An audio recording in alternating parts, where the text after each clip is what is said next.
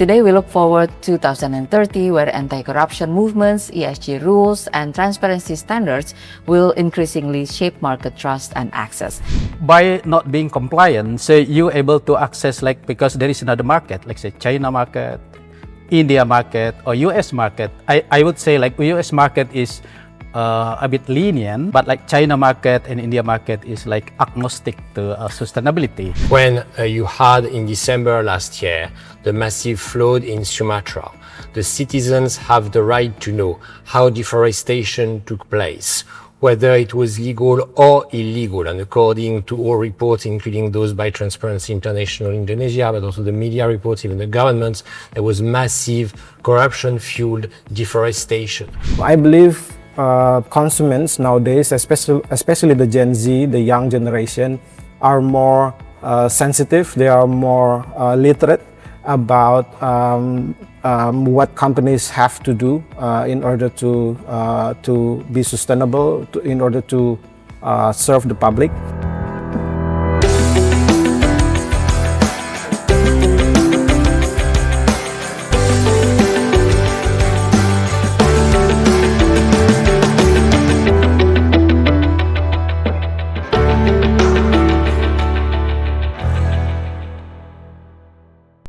Hello everyone, welcome to the Integrity Dialogue, Navigating Corporate ESG Amidst Democratic Pressures. Today we look forward to 2030, where anti-corruption movements, ESG rules, and transparency standards will increasingly shape market trust and access. We'll discuss how journalism, data tools, public records, and media monitoring help test corporate reputations, compare Indonesia's integrity landscape with regional peers, and explore how businesses, compliance leaders, and investors can use benchmarks like INSTAR, Indeks Integritas Bisnis Lestari, or Sustainable Business Integrity Index. We'll also reflect on INSTAR's achievements, challenges, and next steps. This is Citra Prastuti leading the discussion. I will start with Mr. François Valérian, the Global Chair of Transparency International. So how do we make transparency, integrity, and ESG metrics as non-negotiable factors for corporate reputation? Those indices are very important because companies have to disclose information. Companies cannot operate in black boxes without saying anything about what they are doing. So that's the whole importance of those indices that measure financial performance, and that's the normal, traditional, if I may say, financial reporting, but it is also the reporting on the impact that the corporations have on their environment, on the local communities they operate within, on the countries where they operate, and on the environment as a whole. Because if companies neglect some components of that environment, they cannot create sustained economic value. So it is part of sustainable economic value creation to be able to perform on all those dimensions, not only the financial ones, but also the environmental, social, and governance ones. So that severe, the impact is that big if companies neglect that. But why is that? Why is that has to do with sustainability issues? Well, because if companies only want to negotiate quick and dirty deals to obtain contracts and then resell those contracts to others, or if they want to seek dirty agreements with those in power, bribing them, it is very clear that it is not sustainable and that they are considerably increasing their risks so that they are destroying economic value for them, societal value for the society. Okay, I will move to Aloysius Suratin. He's a sustainability expert and Deputy Director of Biodiversity and Climate Change for Roundtable on Sustainable Palm Oil, RSPO. So we want to bring this down to earth. In palm oil and biodiversity sensitive sectors, are Indonesian companies truly ready for this, like a tighter compliance report, or are many still treating sustainability report as like tick the box marketing exercise? Okay, so readiness is the interesting issue that need to be addressed if you want to make like sustainability become a norm. If I want to highlight like how like companies are ready or not, this is not specific for Indonesia. Every country face the same challenge and also the same opportunities. Why? Because the situation is similar. The key thing for readiness is the cost that the business need to afford to build integrity or compliance system. That is the first equation of readiness. The second equation is how this incentivize the business. So you talk about the implication for your profit. So these two key things will determine how business can afford this requirement. So that is why it will be two phases of it. In one part, you will see like a big corporation that for them, the requirement, the tight requirement is no issue at all. Because the massive operation make them really competitive to address all the requirements. However, at the other side of the coin, so you will see like a small and medium business that really struggling. So the issue of compliance is not more about commitment, but how business able to navigate between the cost of compliance and the incentive to comply. This is the key equation that determine how business will able to survive or will able to comply or will able to competitive in era where requirements is more and more demanding. So if you talk about incentives for the corporation, what's the situation now? Is there enough incentives for corporations? So that's to answer on it. So if you can comply with all the costs, so actually you can access the market that provide big incentive. Let's say if I put it in practice, actually, if you can access a European market with certified palm oil, so you will enjoy the premium price. However, because like the cost for compliance is high for the medium corporation, so they are difficult to afford it. So although the incentive is there, but they're not able to access this incentive. However, this is actually that make like the picture is really, really interesting. Why? Because by not being compliant, so you're able to access like, because there is another market, like say China market, India market, or US market. I would say like US market is a bit lenient, but like China market and India market is like agnostic to sustainability. So see, this is not the issue of the business, but the issue is, this is challenge for all of us. Because we are in the era where the market is actually really create a dualisms and so everyone can play the dynamic in the market like this. So it's not really like a global market where everyone agrees on this items.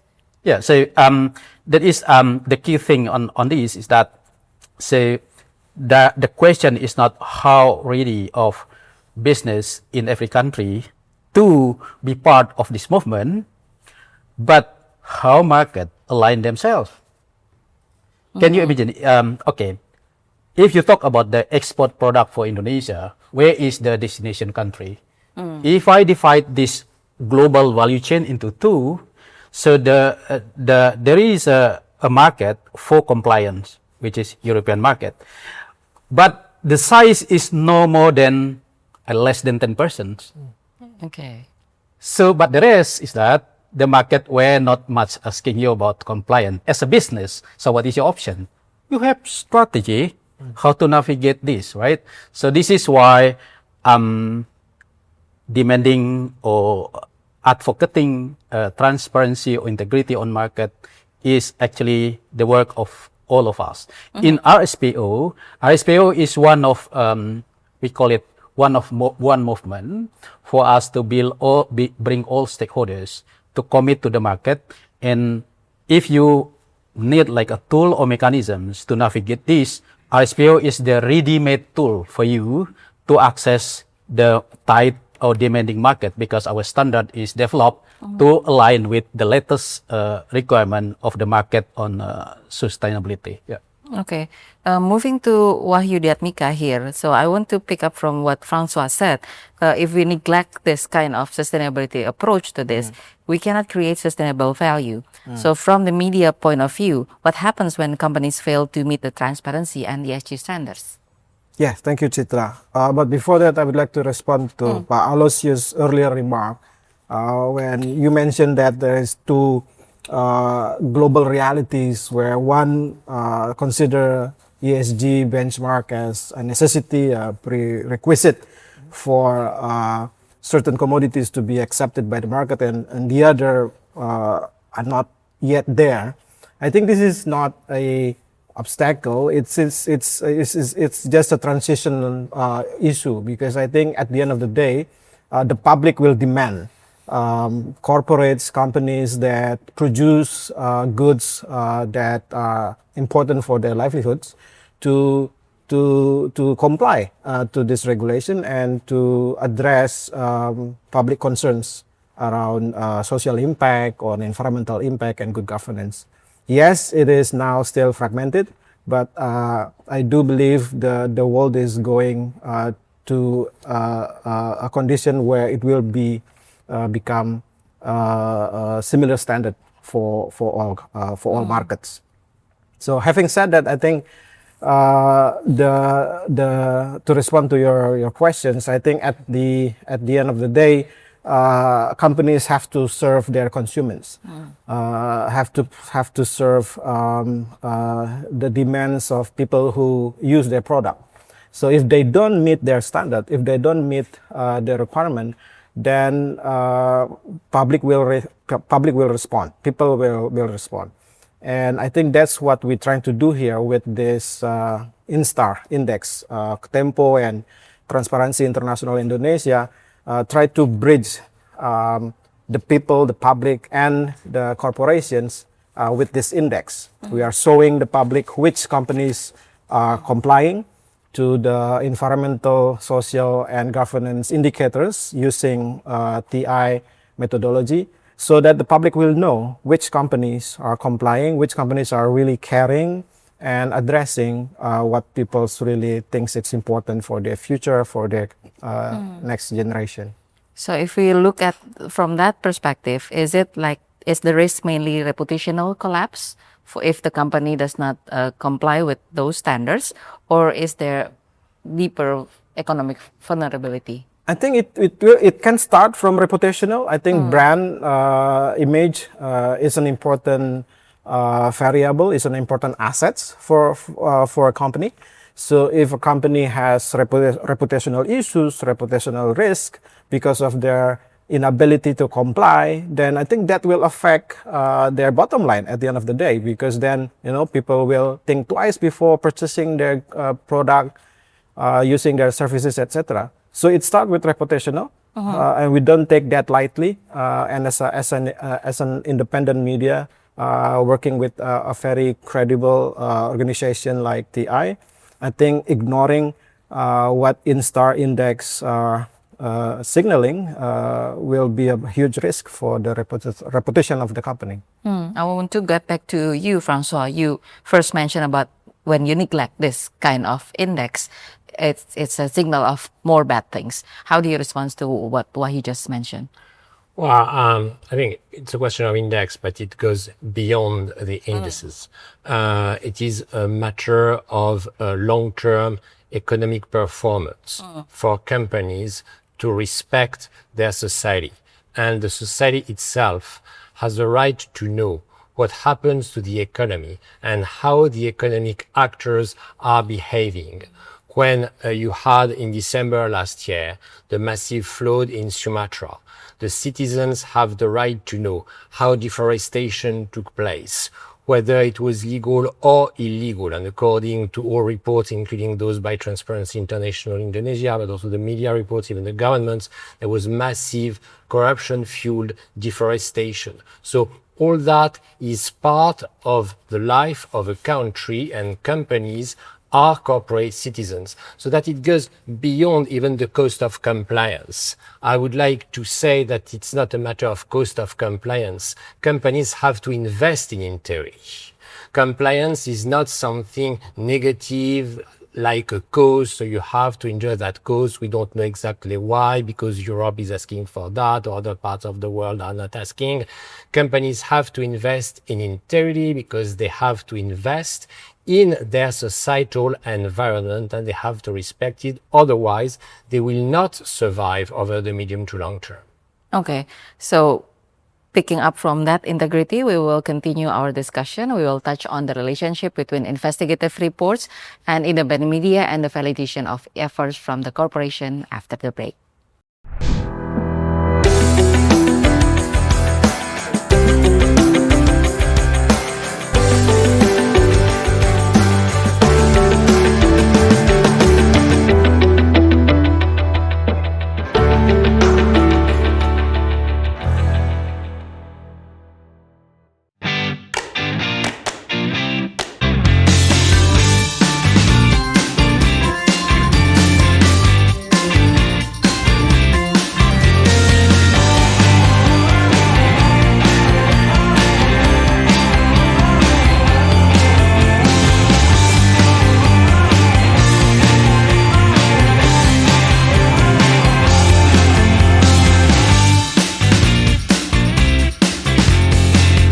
Ingat nggak? Tambang yang menyatukan, sekarang tambang yang menceraikan mereka. Itu sikap Tempo. Jadi ini ujian pertama dia nih sebagai presiden. Ujian kesekian. Iya. Demonya udah Yang gede. Iya. Tanyanya lulus nggak? Berarti hari ini kita akan main apa?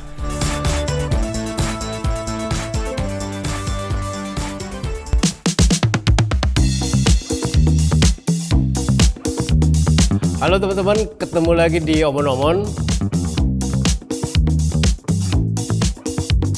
Pak Prabowo dalam kosmologinya, dalam pikirannya Indonesia tidak sakit karena tidak butuh obat.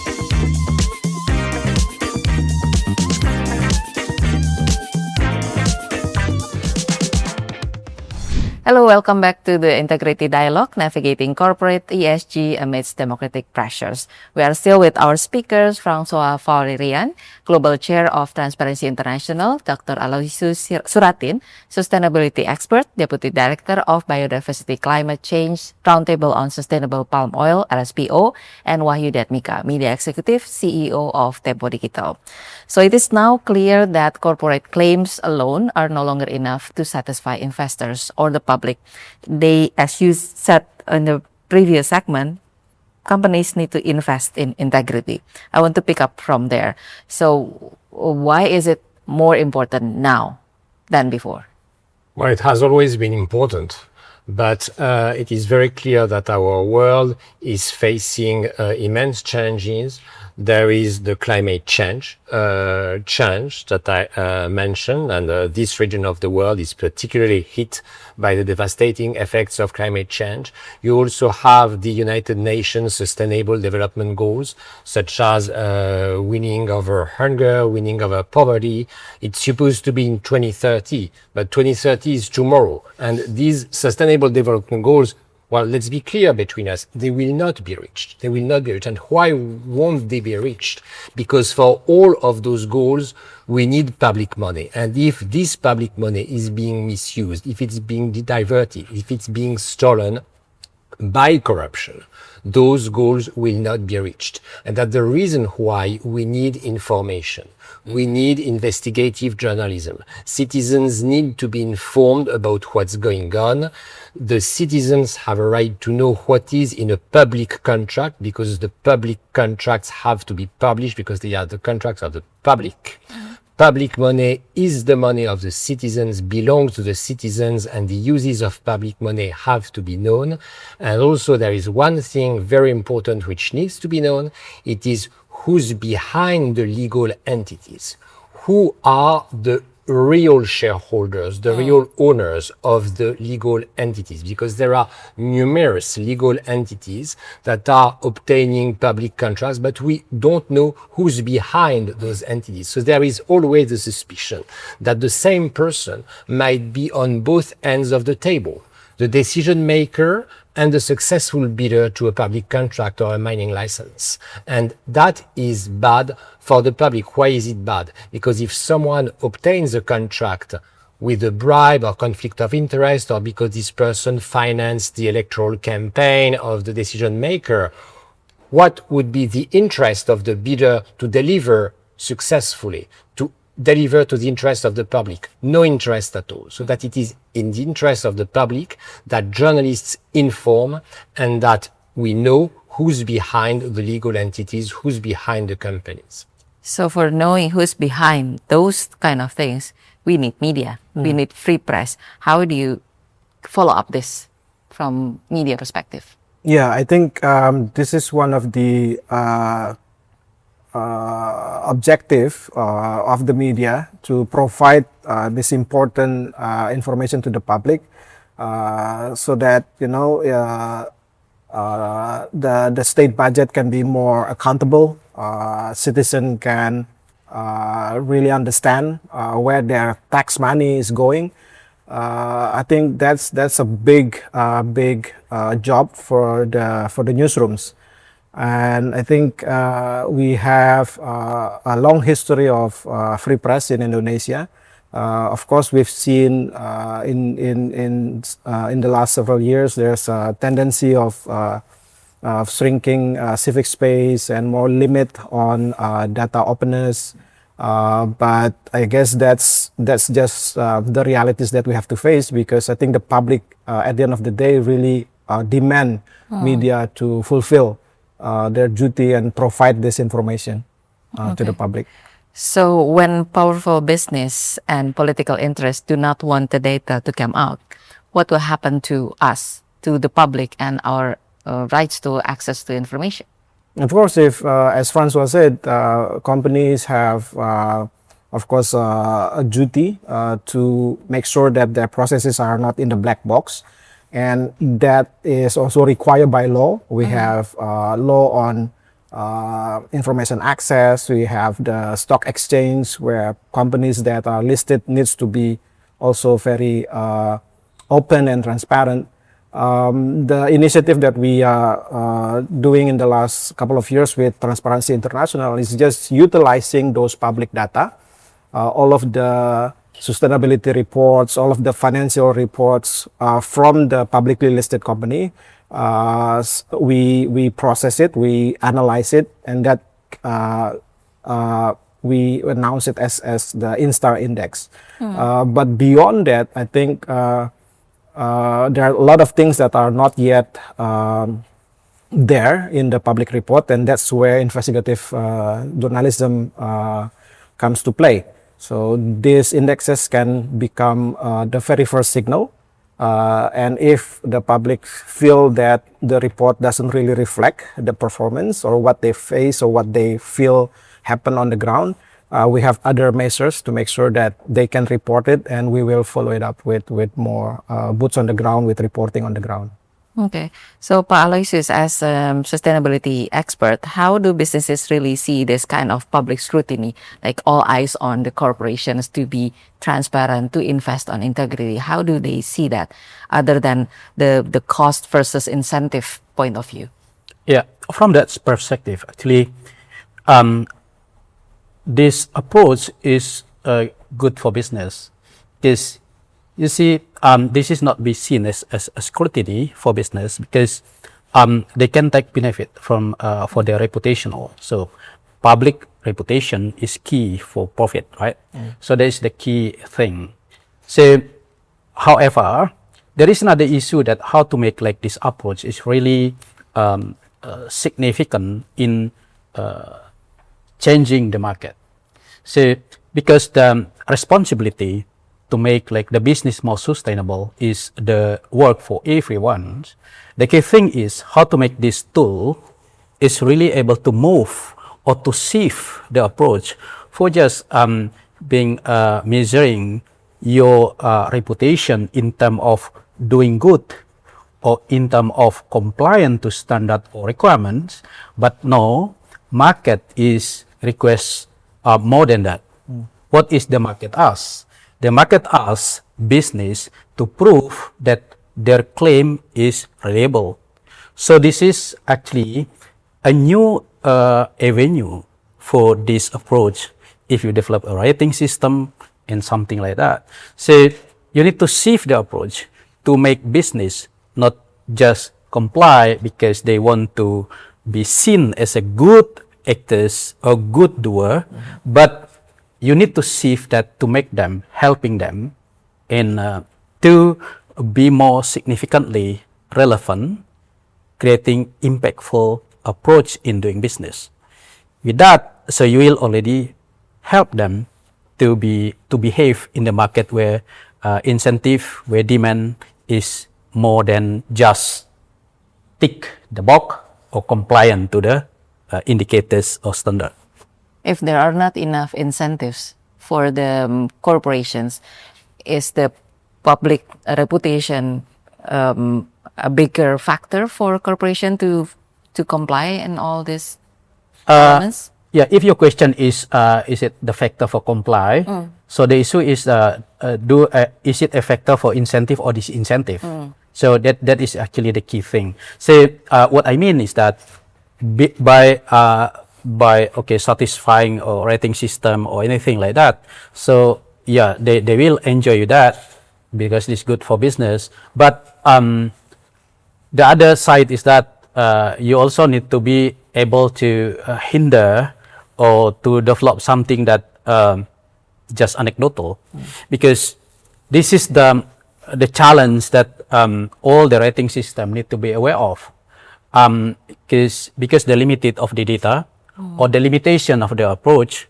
So in some extent you can be trapped into the situation that you measure something that is being anecdotal, and while the market is require data that really showing the genuine or the real impact on the life of the people, on the healthy of the planet, and on protection of biodiversity and reducing the climate risk.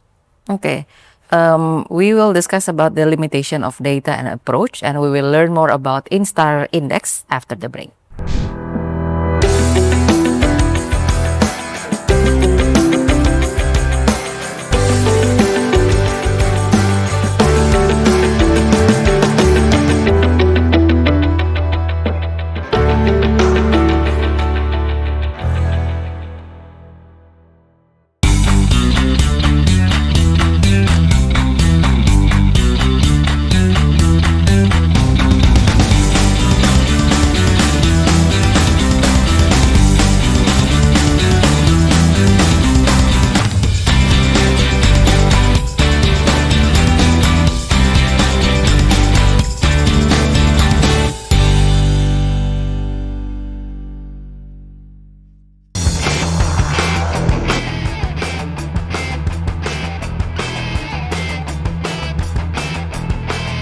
Dan lucunya lagi, di BIFAS juga ada celah.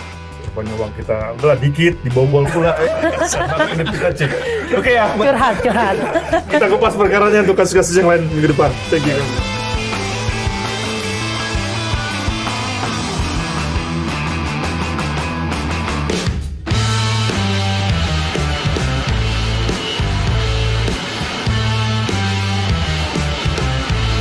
Pemerintah juga bilang bahwa ya ini sebetulnya mekanisme untuk pinjam duit dari BI aja. Minjem dulu bos. Pinjam dulu faktur.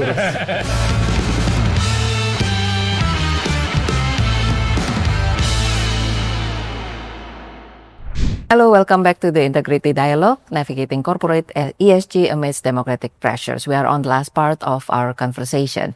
Let's talk about INSTAR now. INSTAR is Indeks Integritas Bisnis Lestari, or Sustainable Business Integrity Index.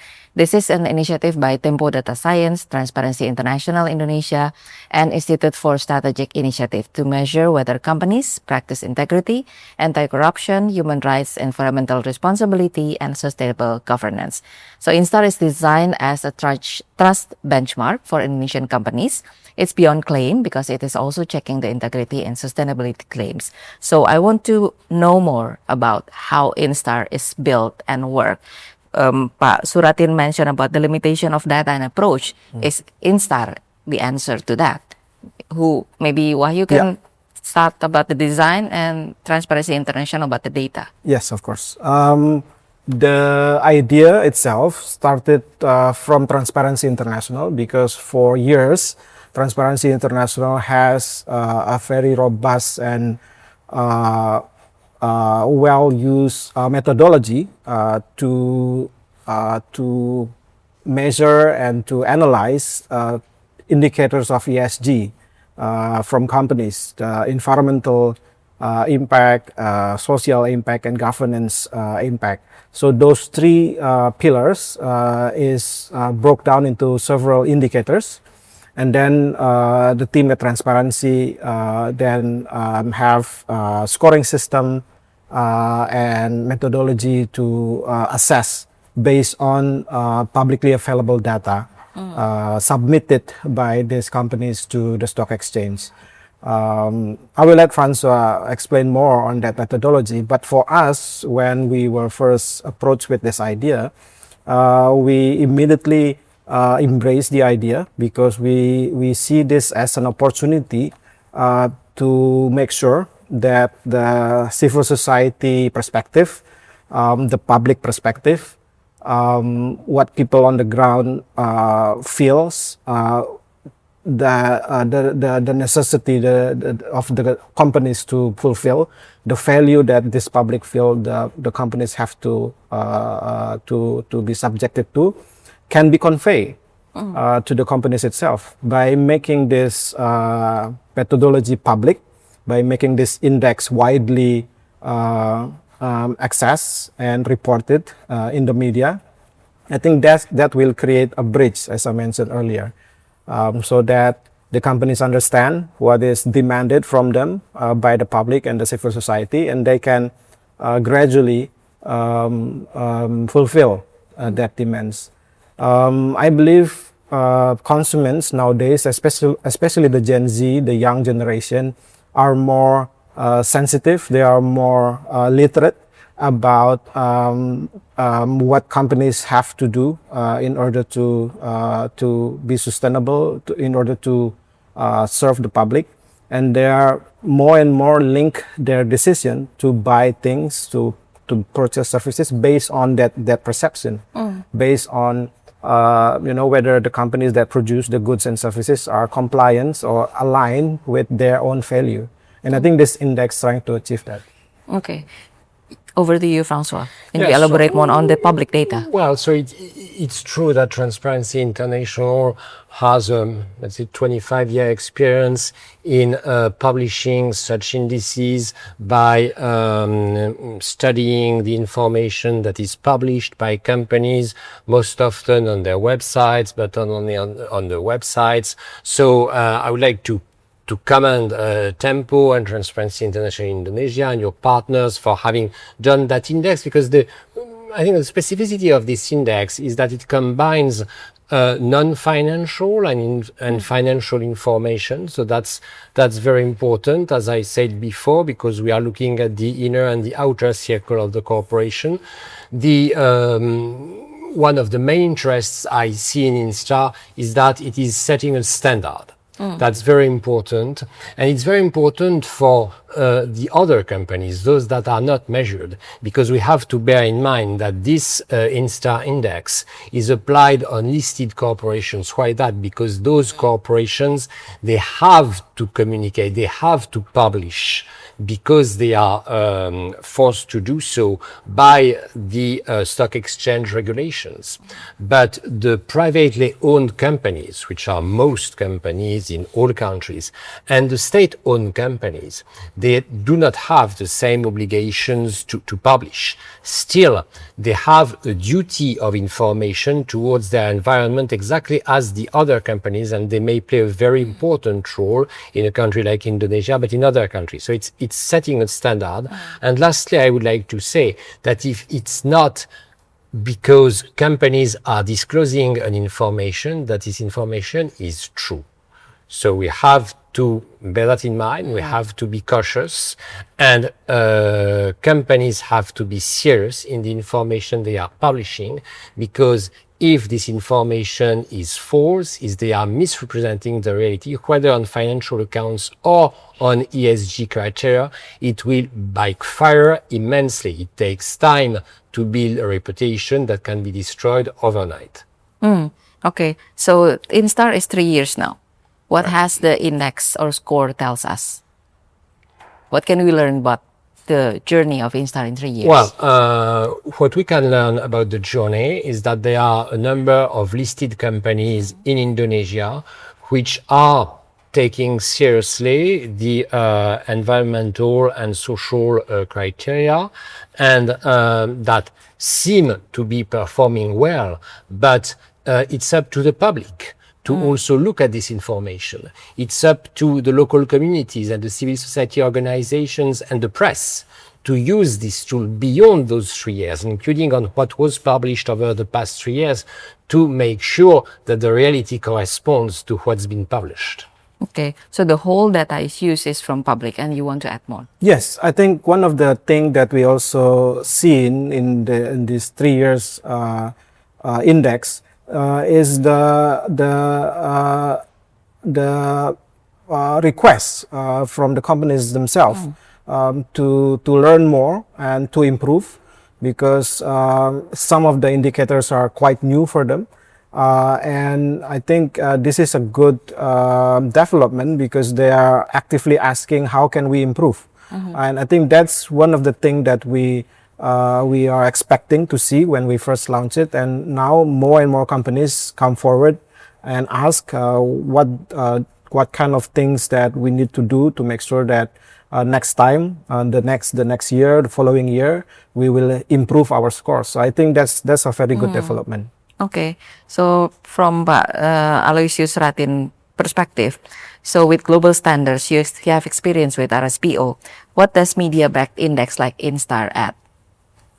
Yeah, the first thing is that it is important to build public awareness, because this is a key for accountability and key for transparency. So that is why publishing like the index to promote like companies to be more compliant is key here. So I see this is the added value, or like the rating system that like you develop can contribute more and more. And the second is that this also, if you can manage it well, you can reach like the public, especially the consumer.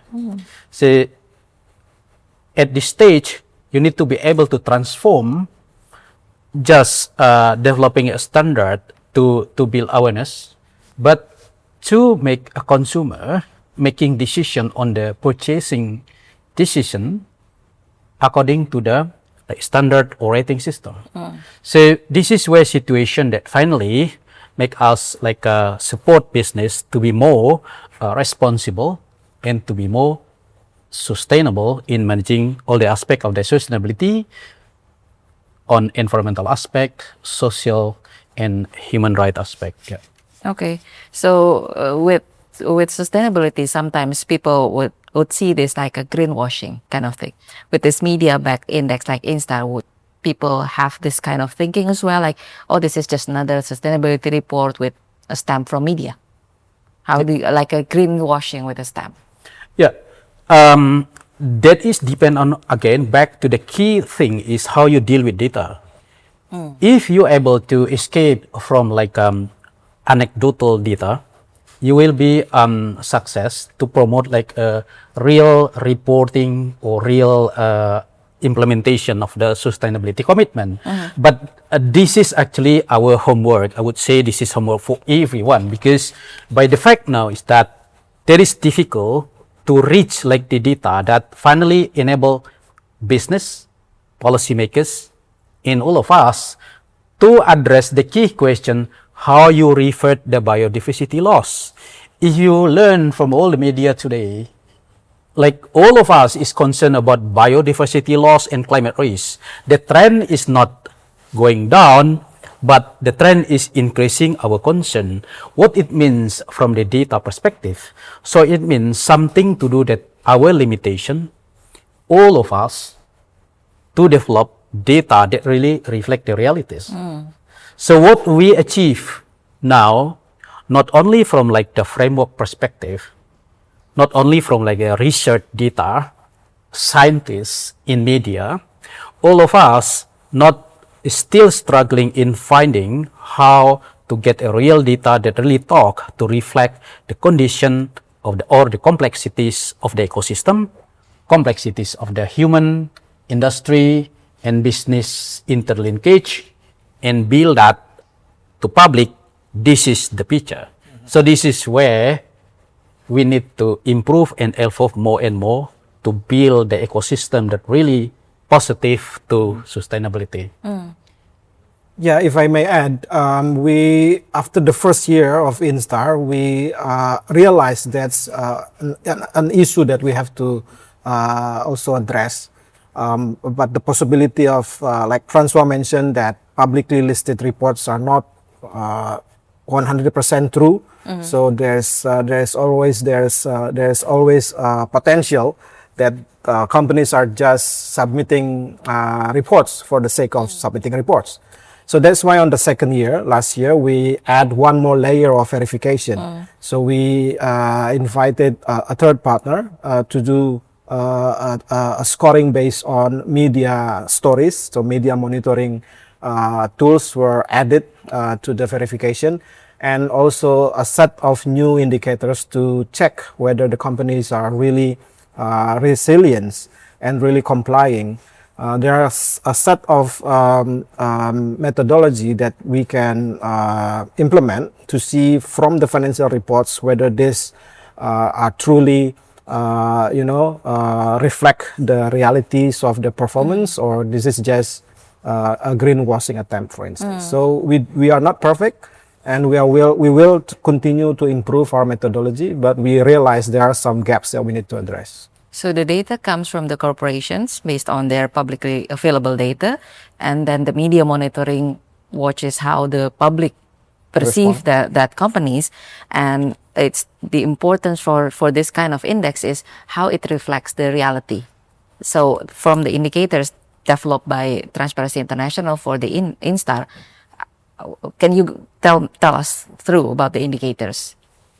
Well, the indicators are indicators of environmental performance, on respect for human rights, on labor law. They are also financial indicators. So, and all those indicators, as you said, are also undergo this second layer of verification, so that we check through media reports what's going on. So that's an entire set of indicators which is available publicly with our methodology. So every citizen can check also, because the sources are being published, that it is what we could observe on the information that was disclosed by the company. Okay, so it's all about having informed decision making and being responsible for corporations. And we'll have a short break after this. And if you're a CEO or institutional investor, our next segment is for you. We'll be right back.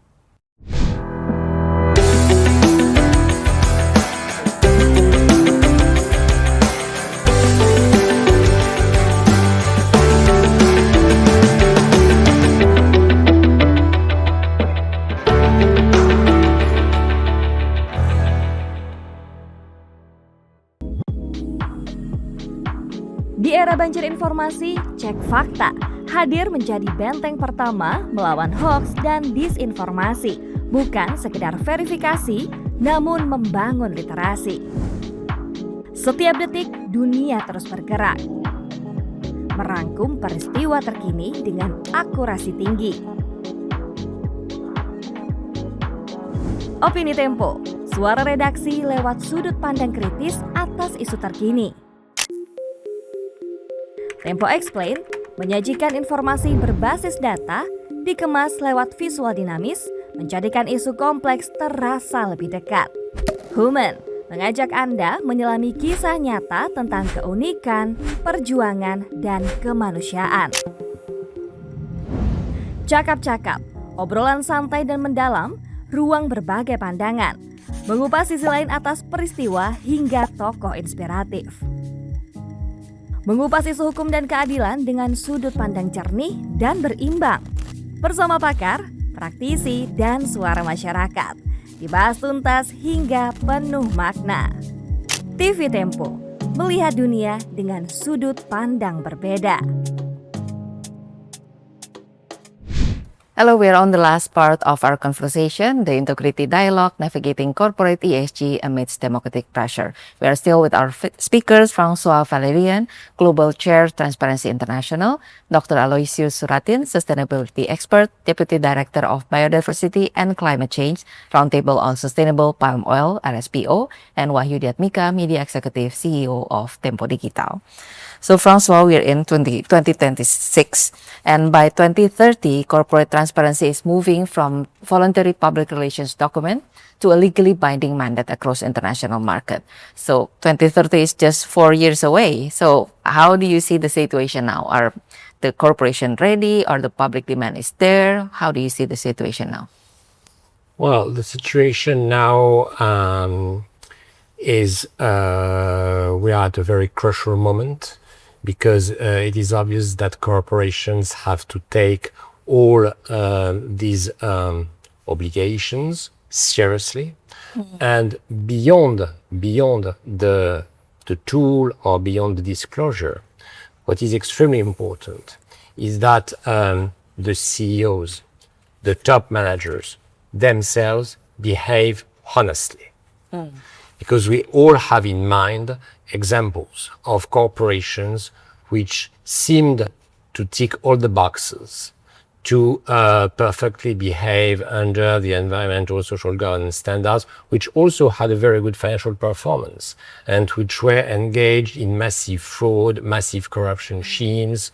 So it was the case 20 years ago in Germany. The same people by Siemens who were responsible for ESG metrics and performance were those that were organizing global bribing of public officials, and the investment banks that helped on the 1MDB scheme in neighboring Malaysia and helped divert $5 billion from the Malaysian budget.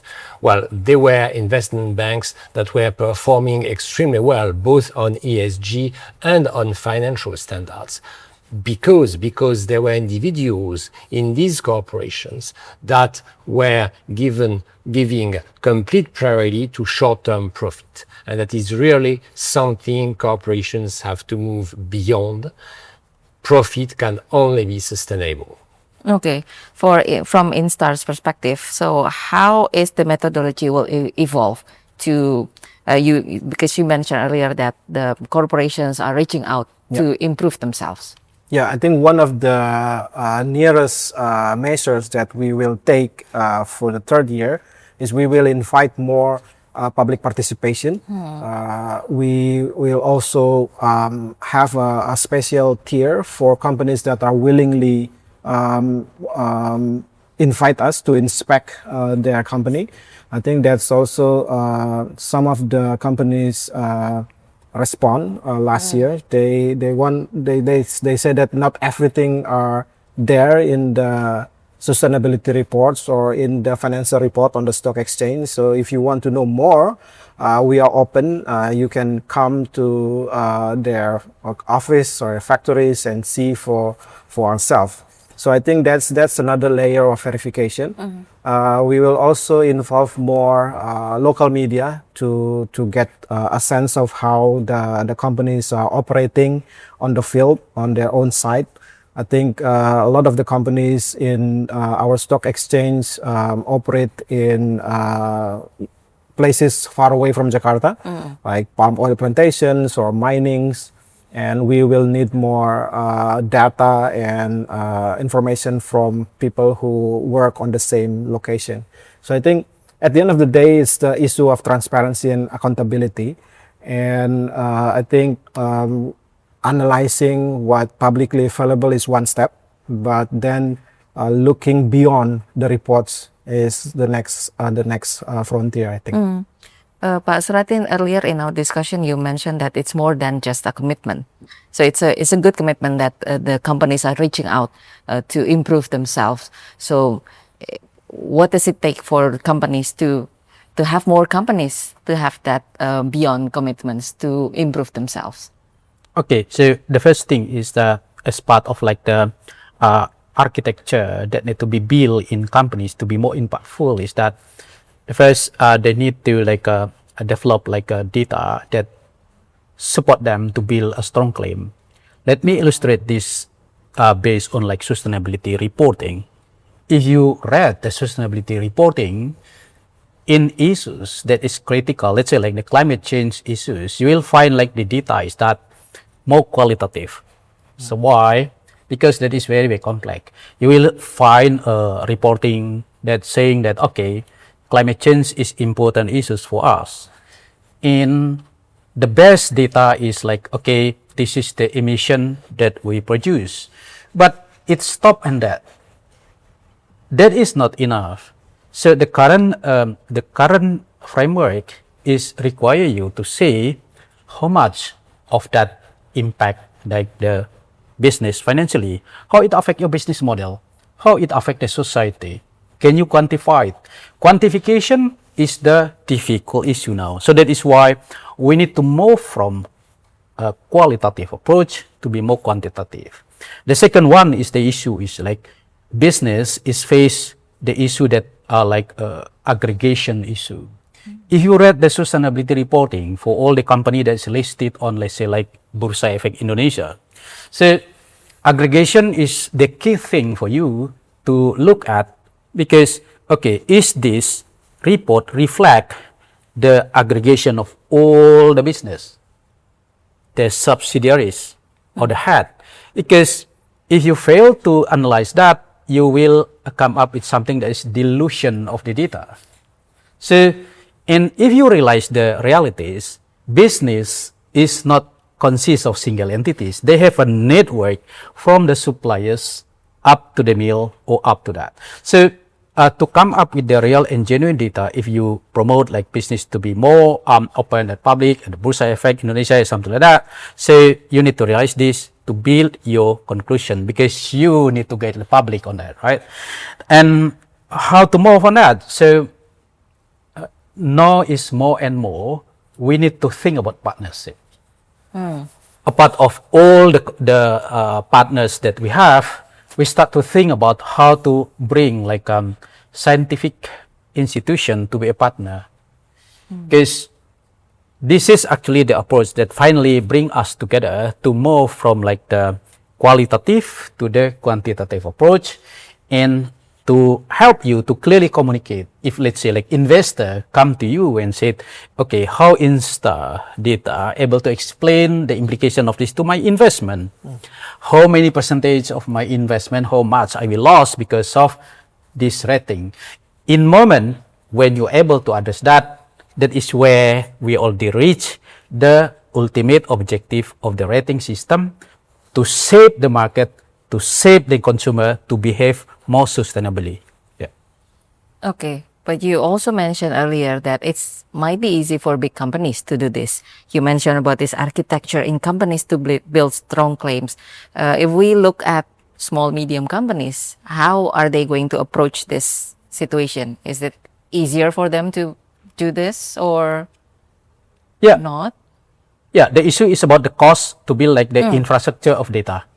And to afford that, so that is where like certification organization in the standard framework to join with like a funding or collaborate with the government, collaborate with business, so that if like the small and medium communities, a small and medium enterprise not able to afford, so there is a avenue or there is a option for them to apply. So it depends on like the public commitment to support the initiative that can like develop methodology or approach that is more simpler, less costly, so that it can be afforded by the public. So the reason why big corporation is easy to build like a strong claim is because they have all of these resources, not just financial, but also human resources. For the medium enterprise, they need another policy, they need another approach so that they can behave sustainability, because data, infrastructure, and capacities to address that is lacking. Okay, talking about making informed decisions, if you were to talk to a CEO today about what is the one governance change that they must make now as part of sustainability framework, what would you say to them? Starting with you. Well, as part of sustainability framework, I would talk about personal sustainability. And I would say to the CEO, be honest. Respect the local communities, never lie. Okay, be honest, never lie. Okay, from you, Pak. So, for the CEO, so the key thing is that you need to be able to answer like how much your data able to answer my risk in investing my asset. Yeah. Yeah, and you? I guess for me, I will invite them to see that sustainability is not a PR issue. It's not about image building, but it is also about something more essential. This is related to the future of our planet. This is the future of our next generation. So sustainability is about preventing climate crisis to happen, and endanger biodiversity, the fate of our planet, and so on. So this is a personal call for the CEO. I agree with François, but also a business decision, as Pak Suratin mentioned. But at the end of the day, it's also about the commitment of the companies to their society. So all companies want to produce goods and services that are beneficial to their consumer, and you don't want to harm the people that you want to serve. Okay, so thank you, gentlemen, for the lovely discussion. This is the end of our discussion today. So the takeaway for our discussion is the personal, be honest, never lie is very important. Making sustainability part of the business decision. And the other thing is about making sustainability not as an image building issue. So thank you so much for the conversation today. Thank you very much. And good day. Thank you. Thank you.